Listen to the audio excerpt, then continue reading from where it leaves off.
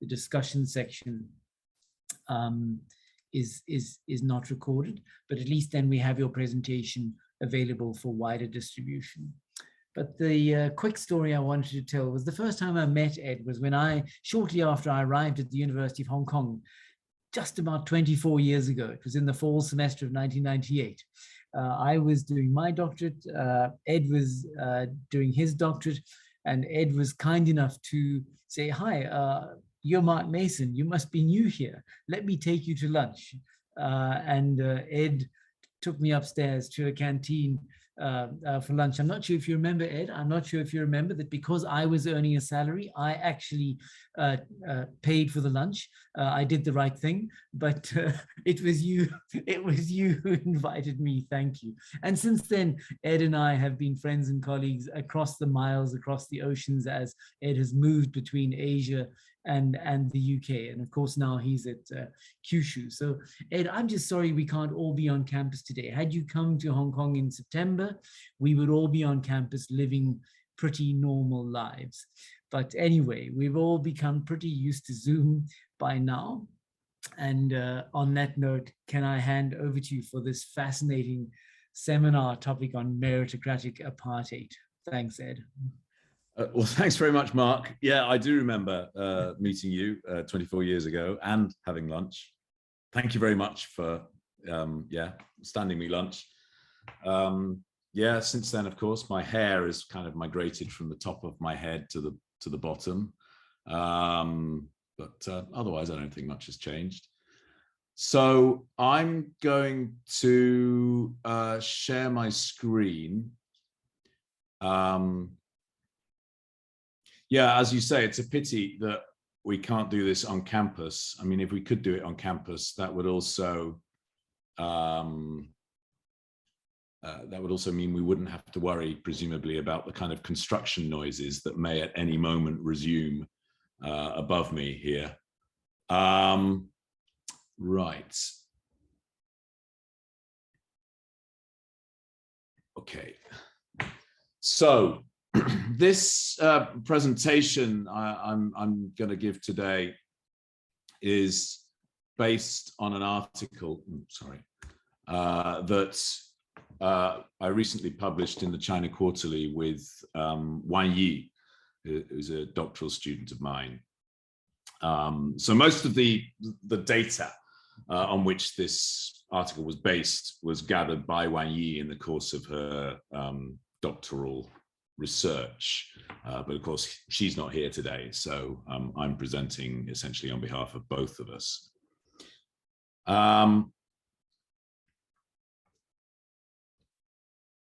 Now, I wasn't sure, or whenever I sort of make a presentation on the basis of this paper, I'm not sure exactly how much prior knowledge the audience is going to have, but I gather from the names I saw on Zoom just now that most of you are actually from mainland China. And so I guess are pretty familiar with a lot of what I'm going to be discussing. But to set the issue of migrants' education, educational access, but also the role of meritocracy in Chinese governance in a bit of context, we do, I think, have to start by going back to the transition from the Mao to the reform era and the swing away from egalitarian socialism to elitism. And it's one of the ironies of contemporary Chinese history that I think perhaps in educational research is not always sufficiently acknowledged, that the really quite extreme elitism that we see in Chinese education over the last 4 to 5 decades is a response to the sort of violent pursuit of egalitarianism during the Mao era. And in fact, the very first move away from Maoist orthodoxy in the late 1970s, in 1977, was the reintroduction of the Gaokao, the college entrance examination. Because of course, Maoist policy on education was very critical of what nowadays we refer to as the role of cultural or social capital in determining access to education and to opportunities. And indeed, Maoist ideas on those sorts of issues were quite influential and to some extent admired by leftists in the West in the early 1970s, most of whom, of course, were not really aware of what was actually happening in China during the Cultural Revolution and of the sort of violence of the anti-intellectualism that accompanied these sorts of ideas. But the effect of all that violence on China itself has essentially been to discredit egalitarianism, particularly amongst educated urban elites, who, of course, are the ones who are basically running China. Now, along with the reintroduction of the meritocratic principle into education, which was accompanied in the late 1970s and early 1980s also by the establishment or the re-establishment of a very, very hierarchically ordered schooling system. So with very sort of highly resourced key schools at every level at the top.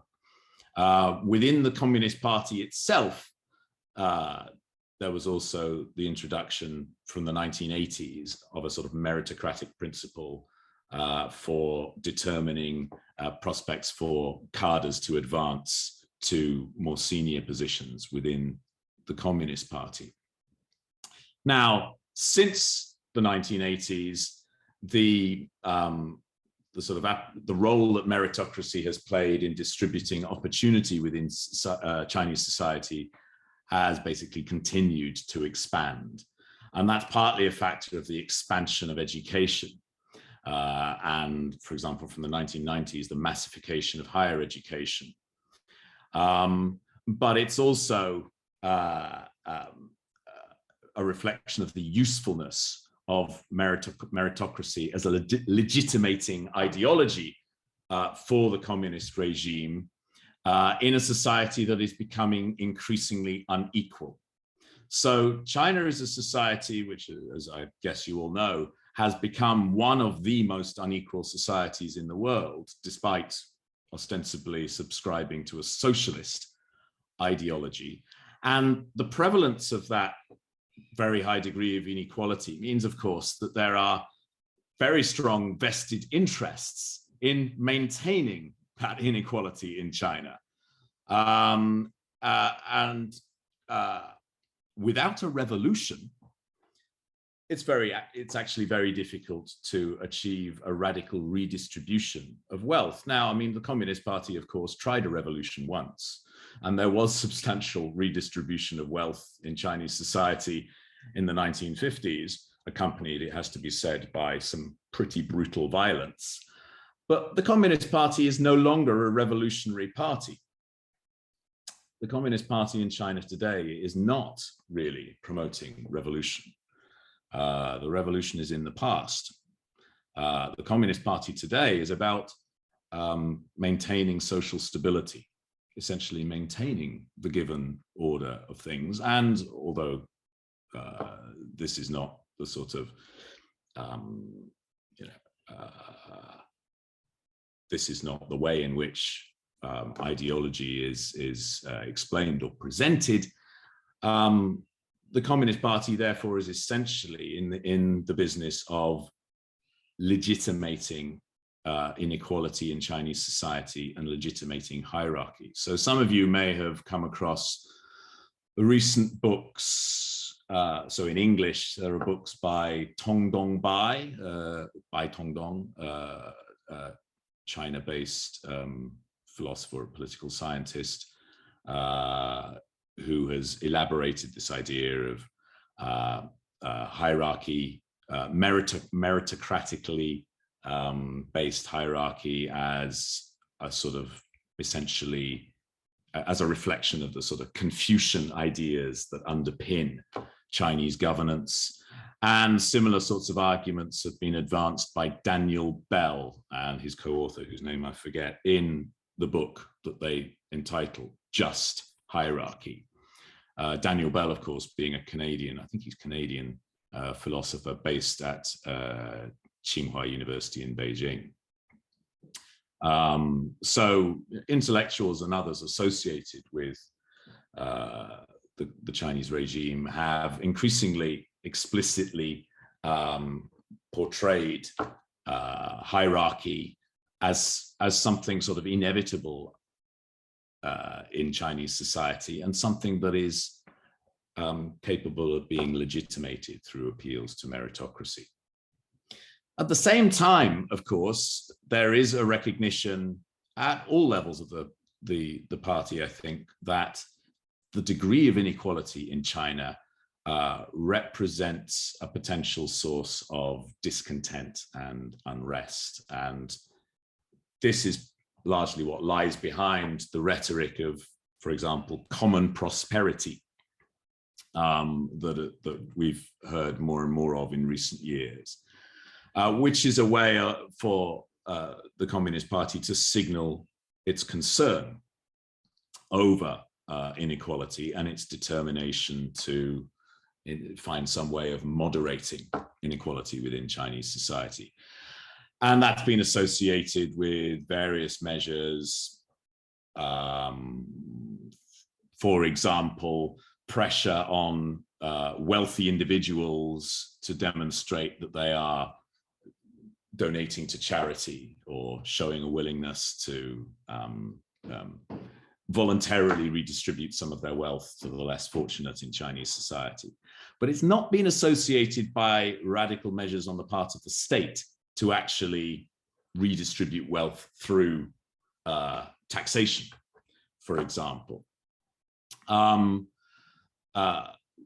What we've seen instead is, as I was just saying, an attempt to legitimate inequality, and an attempt to legitimate hierarchy by appeals to meritocracy, but also by appeals to Chinese tradition, and the idea that in China in particular, meritocracy is legitimated by what are referred to as outstanding traditional Chinese values or Chinese culture.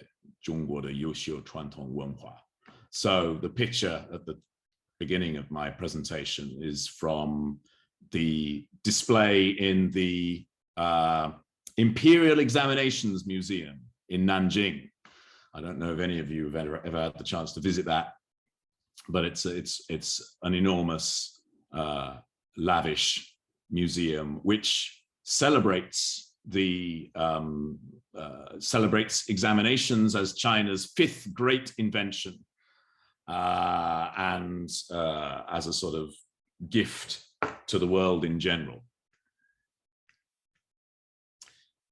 So, yes, meritocracy, the use of assessment to distribute social opportunity, but also the use of assessment as a tool of governance, is legitimated increasingly through appeals also to Chinese tradition, traditional Chinese culture. It's also associated, particularly over the last decade under Xi Jinping, with an expanding, ramifying complex of approaches to the assessment and monitoring of China's population more generally. And I suppose the epitome of this is the social credit system, which is being gradually expanded and applied to more regions or more fields of social life in China. But there's also, for example, within the Communist Party, measures for assessing the performance of Communist Party members and Communist Party groups or teams and ranking them. So in all sorts of ways throughout Chinese society in recent years, the principle of assessment, ranking, and the use of these rankings then for apportioning rewards or punishments is increasingly common. So this is the context for the introduction of these points systems for determining access to public goods for migrants in Chinese cities. And this is something that has expanded. So the use of point systems directed at migrant workers has expanded, in particular since around 2014, when the central government introduced a new urbanization policy. And the sort of central aim of this new urbanization policy was to try to ensure that future growth in the urban population was less concentrated in the biggest megacities, so cities like Beijing, Shanghai, Guangdong, and directed more towards middle-sized or smaller cities. It was also portrayed as relating to what the Communist Party billed as a sort of major reform of the hukou system, a major reform of the practice of apportioning public goods on the basis of residential status determined by birth, which is essentially, of course, what the hukou system is. So I suppose, I mean, when I'm talking about these point systems, or when we're looking at these point systems, we're to some extent looking at the extent to which this proclaimed reform to the hukou system has actually meant much change in practice for the degree of access that migrant workers can obtain to public goods in cities, such as access to education. And I'm going to suggest that, well, at least the findings of our research indicate that these point systems have not, in fact, made it easier for migrants to gain access to school places for their children or to other public goods. But they have, of course, changed the basis on which access to those public goods is either granted or denied.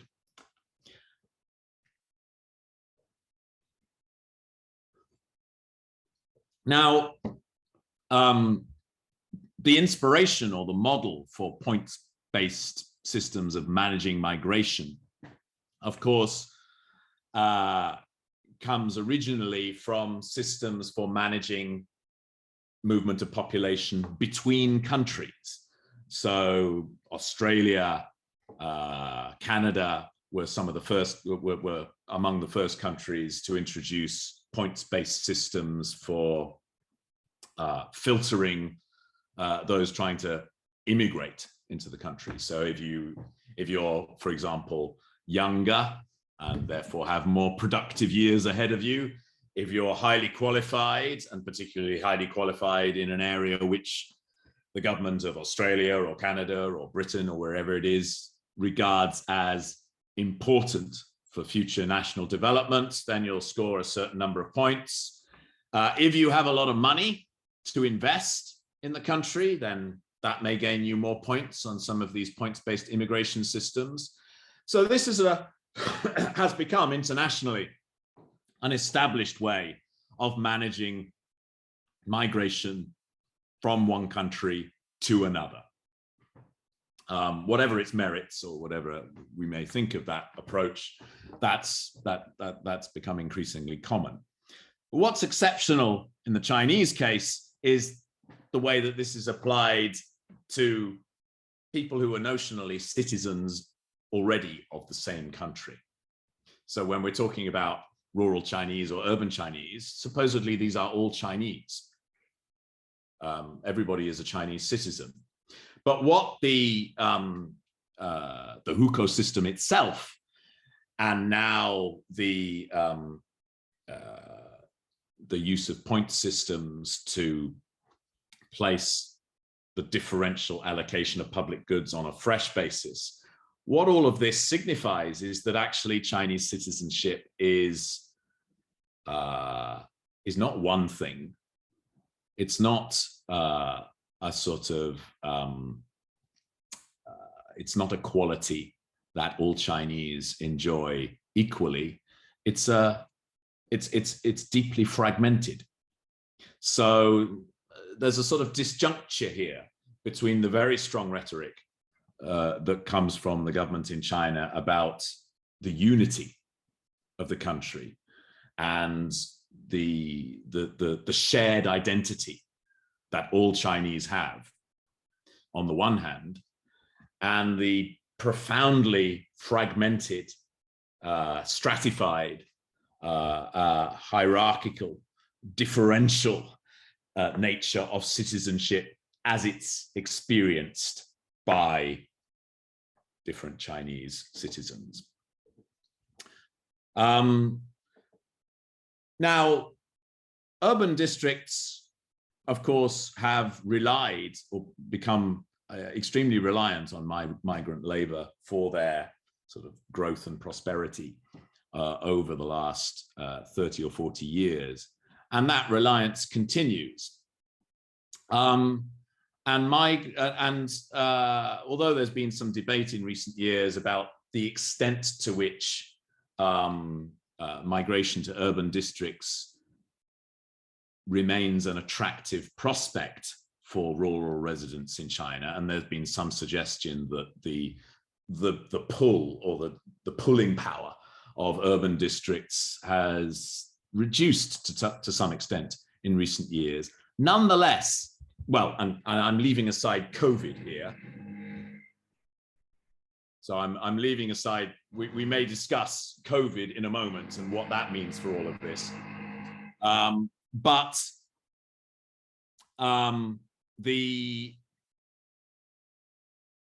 The pulling power of urban districts remains very strong for migrants, not just because of the enhanced opportunities for earning money in cities, but also because of the very different quality of the public services that are on offer there, and in particular the quality of schooling.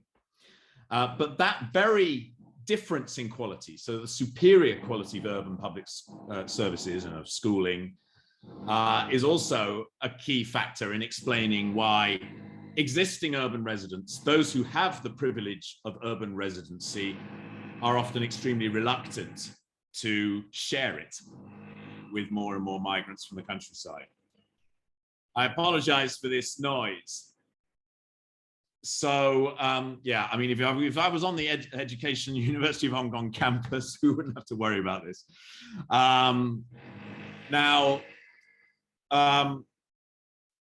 So, you know, the government has introduced the new urbanization policy. They've proclaimed that henceforth distribution of urban public goods will be determined on an open, transparent, equitable basis. And will, in principle, be open to all urban residents. But the catch here is that the formal status of urban residency is something that you have to apply for. It's not something you automatically gain by moving to a city.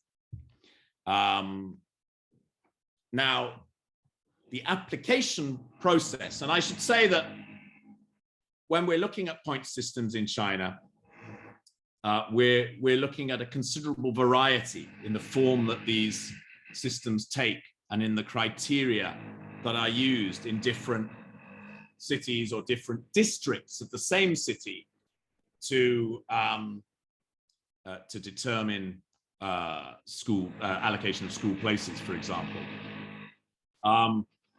So in some cities or in some districts, there there is an application process for full urban residency, but there is also a separate application process for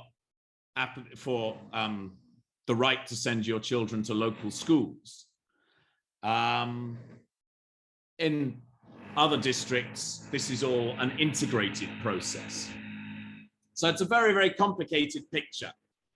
And this is because under the new urbanization policy, different cities and different districts are encouraged to set criteria according to their own local priorities. So if a particular district wants to attract more migrant workers because in this particular district, there's a demand for lower skilled factory workers, then they can set their criteria in one way. But if another district, perhaps a wealthier district, perhaps a district where the economy is more reliant on service industries, and where the demand is for highly qualified workers and where pressure on public services is particularly intense, then they will adopt probably a stricter system based upon different sorts of criteria. Now, before you can even apply for allocation of school places under a points-based system, there are always hurdles to negotiate. So many migrant workers actually don't even get to the point of submitting a formal application to the local government, because in order to qualify to apply, you have to present all sorts of documents verifying your status, which many migrant workers won't have. And this is a problem that migrant workers have experienced for many, many years. So this was a problem that existed, long before the introduction of points-based systems. There is also always a kind of quota. So a particular district will have a particular number of schools with a particular number of places. And so whether or not, if you apply under the points-based system, whether or not you get a school place or what kind of school place you get for your children will be determined by how full the quota is, or how big the quota is. So you may in one year get, I don't know, 70 points in your application, and that will get your children a school place. But the next year, 70 points may not be enough because the number of applicants has increased or because the availability of school places has decreased.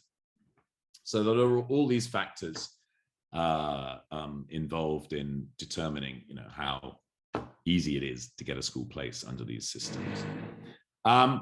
The results of the points-based applications also do not simply determine whether or not your children can access a school place, but also what kind of school place they can access. So if you get 80 points, they may get a place in a better school.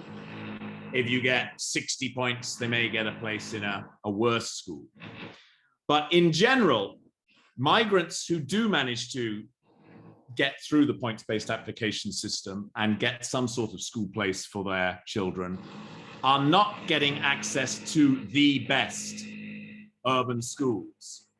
So even if they succeed, they are being usually granted access to schools that are at the bottom end of the sort of hierarchy of schools within the particular district in which they're applying.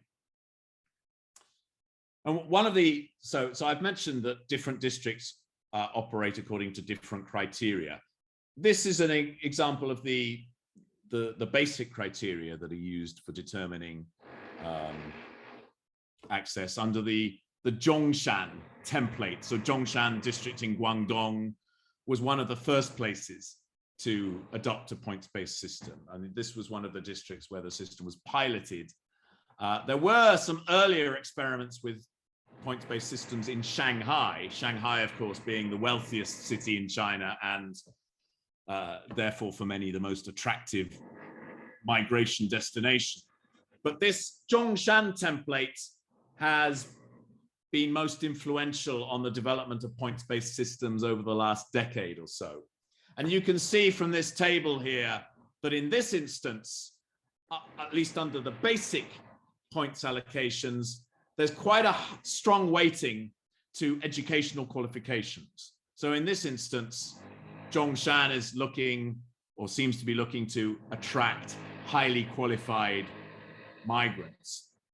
But even in Zhongshan, I mean, there's another table which I haven't imported into this presentation, which shows various categories of what they call additional points. So these are basic points, but then there is an additional points table. And under the additional points, if you have a lot of money, if you have property in the district, if you can demonstrate payment of high levels of tax for a certain number of years or high levels of social insurance contributions, then these sorts of things will gain you a lot of points. It's a bit like the sort of Cyprus model of the golden visa for Russian mafiosi. Not just here in Zhongshan, but in many districts, you find that money potentially offers a backdoor into, well, to local residency and to access to public goods. And what that, I think, reflects is how under these point systems, on the one hand, districts are looking to attract human capital. So they're looking to attract whatever kind of labor or whatever kind of skilled labor they think they need. But they are also looking to guarantee financial resources for local public services. Now, in the past, if we go back sort of 15, 20 years, what most cities in China would do with migrant workers would be to charge them additional fees for access to local schools. That has been outlawed since the early 2000s. So districts are not allowed to charge migrants fees for access to compulsory schooling. But by making, effectively by making wealth or by making demonstrated contributions to the local tax base a criteria for allocating school places, districts are ensuring that they can extract resources out of migrants by another means.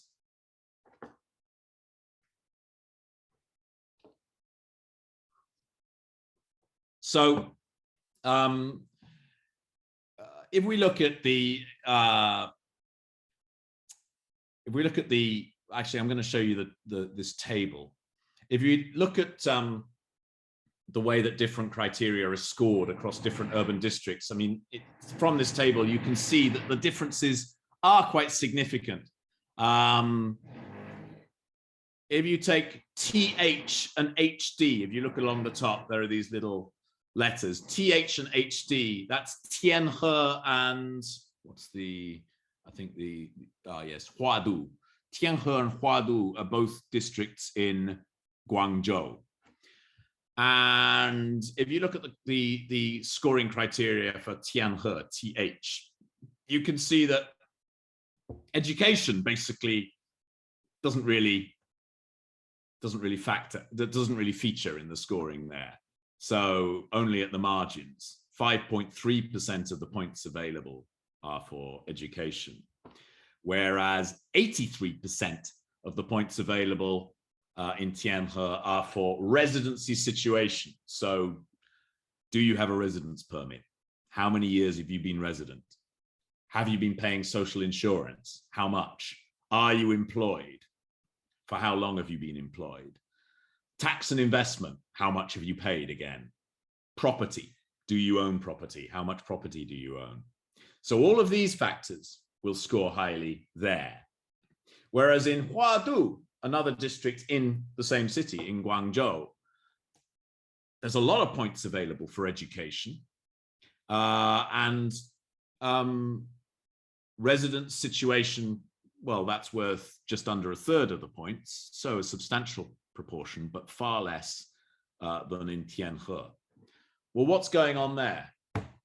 Well, Tianhe is a district in the center of Guangzhou, where basically it's very expensive, it's very high end.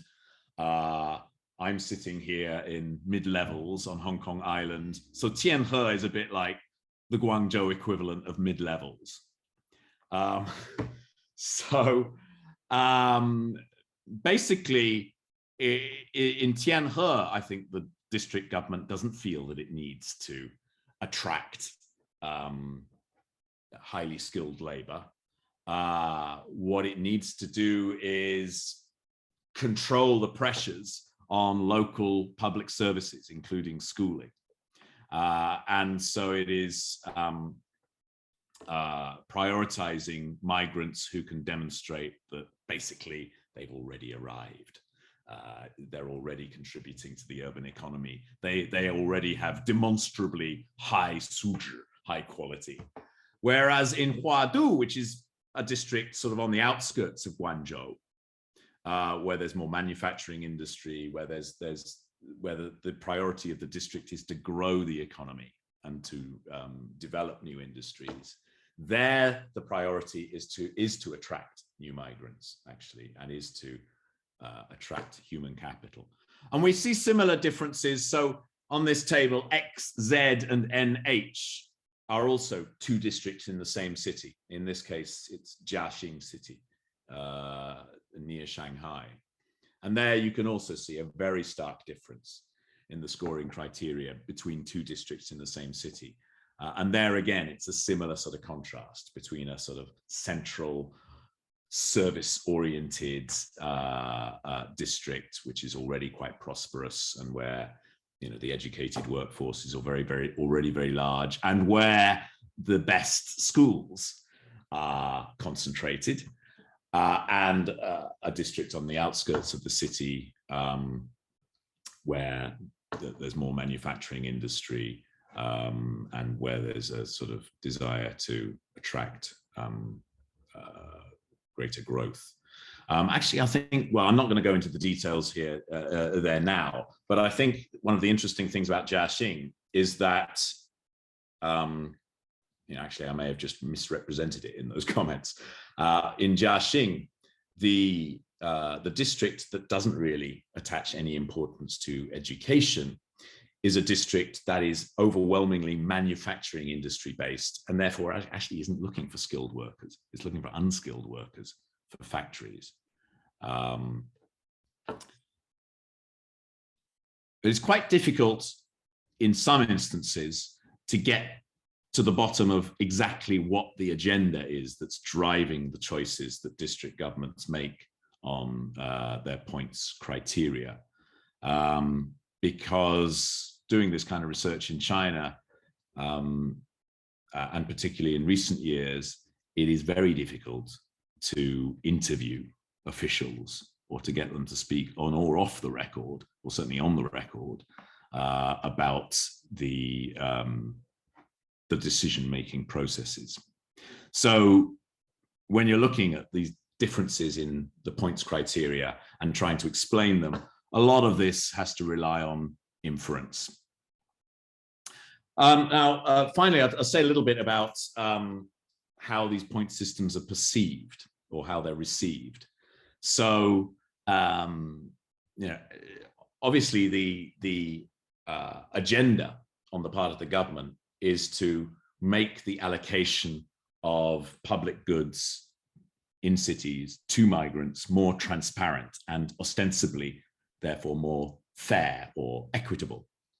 And there is a propaganda campaign associated with the introduction of points-based systems that seeks to drive home this point. One reflection of that, which we cite in the article, is an examination paper set for the high school entrance examination in Guangdong in 2012, which asks students to explain what the rationale for points-based systems is, and then the correct answer is, this is fair, this is equitable. So this is clearly something that is reinforced through the school curriculum on the one hand, but another way in which education is used to drive home this message is directly is actually directed at migrants and at migrant parents themselves. So one thing that Wan Yi, my student, is looking at now, following her PhD research, is gratitude education for migrants in Chinese cities. So courses are often directed at the parents of children who have managed to get a place in local schools. Courses that basically hammer home to migrants how lucky they are to be in cities and how they should be grateful to the government and to the party for the benefits that have been accorded them. Wan Yi did some interviews with teachers as part of her field work, teachers in several different kinds of schools in different regions, to see what they thought about the operation of these points-based systems. And whatever level or type of school she visited, the teachers generally seemed very positive about the operation of these systems. And one reason for that is that prior to the introduction of these points-based systems, migrants were often appealing directly to schools for places for their children. And this involved a lot of pressure on teachers and on senior teachers in particular. What the point system means is that that kind of backdoor, or that attempt to use guanxi to gain access to a school, is no longer an option. You have to go through this sort of centralized points-based application process, and that reduces the pressure on schools. So there's that practical consideration, but ideologically also, teachers that Wan Yi spoke to seem to buy into the idea that meritocratic, or whatever the points criteria are, that a sort of transparent system, ostensibly transparent system of assessing the eligibility of applicants and then granting school places on that basis, that this is fair. Point systems, the introduction of point systems has also been accompanied by increasingly stringent attempts to regulate and control private migrant schools. So as some of you may be aware, certainly until sort of 10, 15 years ago, the majority of migrants in Chinese cities, or many migrants, were attending often unregulated or very loosely regulated private schools for migrant children. What's increasingly happens following the new urbanization policy in 2014 is that private schools for migrants have been brought under the regulation of local authorities and effectively licensed. And those that have been regulated and licensed then receive often some support from the local authorities. They also become eligible to receive migrant children under the points-based systems. So usually these are schools at the lower end of the schooling hierarchy in cities. Migrant parents who score lower, but basically gain a passing grade in points-based systems, their children may be allocated to these regulated, accredited private migrant schools. But other migrant schools who have not been accredited, or are brought under local government regulation, have increasingly been forced to close down.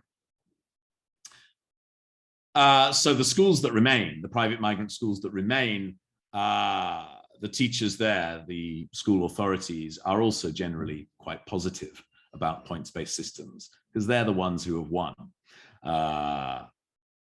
under this new system. The schools that have been closed down or lost, they're gone, they no longer exist. They're not players in this game anymore. What about the migrants themselves? What do they think about all of this? Well, Wan Yi's research and her findings tally with the sort of other examples of ethnographic research into migrant or rural parents' attitudes to schooling. Often migrant parents have, to at least to some degree, internalized the idea that they are that they have failed somehow, and that failure is in some sense deserved. But at the same time, there is also quite a lot of resentment on the part of many parents, and a lot of sort of alienation and despair when they look at the what's required of them to actually jump over the hurdles that they need to jump over in order to get their children into local schools. So the messages that are being sent out to do with the equity of this system, to do with the whole idea of meritocracy as a basis for distributing public goods, this seems to carry considerable traction in Chinese society, but the extent to which that is ultimately going to prove a sustainable way for legitimating the very high levels of inequality that we see, and the highly differentiated nature of access to public goods that's experienced by rural and urban residents, or by migrant workers and regular urban residents. This is an open question, I think. So, I mean, I've concluded on this slide with a number of, well, points or questions. One question, which I think, at least as far as I'm concerned, has a fairly obvious answer is, so is this a coherent legitimating strategy? I mean, we're told that assessing parents in order to determine access for their children to schooling is equitable, fair. But is it? So assessing parents in order to determine whether their children get access to schooling, or what kind of schools those children get access to. Generally, meritocracy, if it's viewed at all in a positive sense, tends to assume that if we give everybody equal access to education to begin with, then the opportunities that each individual manages to gain for themselves in life are a result of individual effort, are a result of sort of demonstrated merit. But any sort of sense of justice adhering to that system depends on an assumption that the starting point is more or less equal.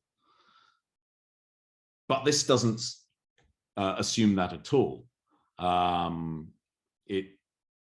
It assumes unequal starting points in life for children on the basis of assessment of their parents. So what does that imply about citizenship in China and about, you know, the underlying ethos? As I just said, also how sustainable, how effective do we think this mode of governance is? Now, Chinese society, as I think many of you will testify, is intensely competitive and has become more and more competitive in recent years. The use of mechanisms such as points-based systems to allocate public goods only intensifies that competitiveness even further. Is this something that that Chinese society can take? How much more intense competition can people take in Chinese society without social tensions becoming critically severe? I don't have the answer to that, but I wonder what you think. There's been this trend in recent years in China of young people, sort of some young people at least, opting out of competition. I can't remember the Chinese term, lying flat. This is something that the Communist Party has been attempting to challenge or combat through exhortation and moral education and propaganda. But the systematic use of assessment as a tool of governance is constantly exacerbating that competitiveness. So I think I'll stop there. Yeah, please make any comments or questions. Ed, thank you very much indeed. That was fascinating and well done for beating the jackhammers during those 10 minutes. We did. They can come back at any moment. Right, that's true.